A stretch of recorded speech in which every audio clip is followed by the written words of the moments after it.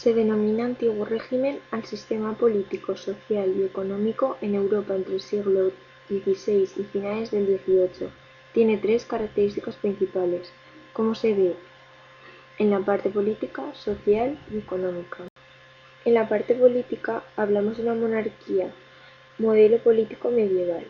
En este caso es una monarquía absoluta, es decir, todo el poder recae sobre el soberano, tanto legislativo, judicial como militar y ejecutivo, y era considerado de origen divino.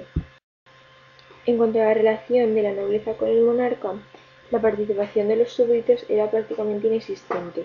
La alta nobleza tenía cierta influencia política y existían privilegios nobiliarios que aquellos que accedían a ellos se hacían cargo de los beneficios. Mayor representante Luis XIV de Francia que decía el Estado soy yo. La sociedad se dividía en estamentos. Estos eran establecidos al nacer, es decir, no podías nacer formando parte del tercer estado y subir al estamento de la nobleza. Estaba dividido de abajo arriba en tercer estado, pueblo llano, nobleza y clero, y rey en lo más alto.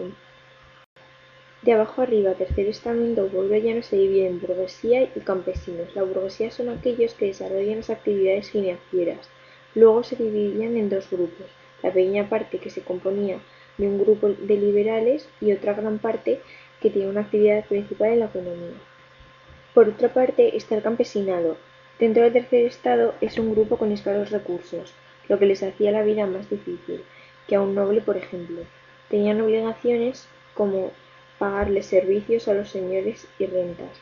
Este grupo, como la burguesía, no tenía privilegios. La nobleza se divide en dos grupos, clero y nobles. El clero se compone de clero regular y secular, es decir, regular viven según una regla y secular viven normal administrando los sacramentos. Tienen un territorio y privilegios fiscales y ofrecen gran influencia sociocultural. Existe el clero alto, que son los principales cargos, y el bajo, que son frailes y sacerdotes. La otra parte es la nobleza con función militar. Tienen tierras muy extensas. Existen dos tipos de nobleza. Alta es igual a la aristocracia, tienen títulos, territorios, altos cargos y privilegios. Nobleza baja, más modesto, con recursos a veces escasos, tanto el clero como la nobleza tenían privilegios. Y finalmente está el rey, que tiene otro tipo de privilegios. Un ejemplo de rey de esta época es Luis XIV de Francia, que decía, el Estado soy yo, es decir, tomaba todas las decisiones para el pueblo, pero sin ayuda, las tomaba él. La economía se caracterizaba principalmente por la actividad agraria. Era muy importante, ya que la mayoría de la población se dedicaba a la agricultura y ganadería. También al trabajo artesanal. Las actividades estaban divididas en agrarias, industriales y comerciales. Actividades agrarias. En esta época era muy importante, porque la mayoría vivían de esto. El campesinado, que era un grupo muy extenso, se encargaba de estas actividades, pero la mayor parte de sus beneficios iban a los nobles, de los que eran propietarios de las tierras. La agricultura tradicional era lo más común, pero tenía inconvenientes, ya que daba baja productividad y las innovaciones tecnológicas eran escasas y en algunos casos inexistentes. Hacían uso del barbecho, es decir, que reposaban la tierra para que ésta fuese más fértil. Había una excepción de la agricultura tradicional, esta era la de Gran Bretaña y Provincias Unidas. Utilizaban cultivos técnicas más modernas que les proporcionaban mayor rendimiento. Esto fue el principio de la revolución industrial, que más adelante aparecieron máquinas formando parte del proceso de fabricación. Las actividades industriales se basaban en actividades artesanales, no tenían tanto peso como las agrarias, pero eran importantes. Surgió en el siglo XVIII, a principios de siglo todo estaba controlado por gremios, y esos organizaban los talleres y establecían precios y normas, organizando maestros, oficiales y aprendices.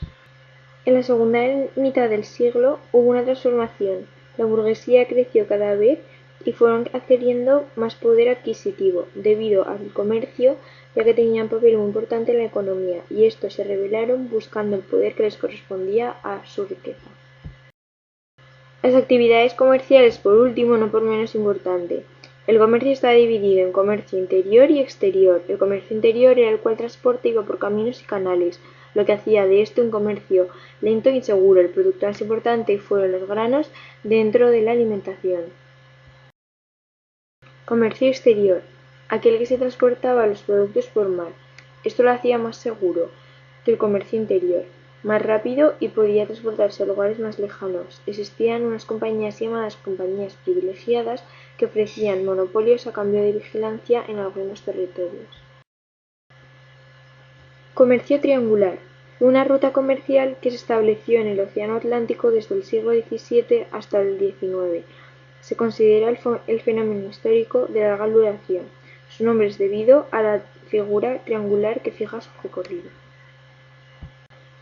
Primero salían de países como Holanda, Francia, España, Portugal en Europa, con manufacturas de todo tipo, y de ahí iban a África, a países como Senegal y el Congo, a entregar la quincalla a cambio de esclavos. De ahí iban a América a entregar el resto de productos y esclavos para producir nuevos productos que traían a Europa como tabaco.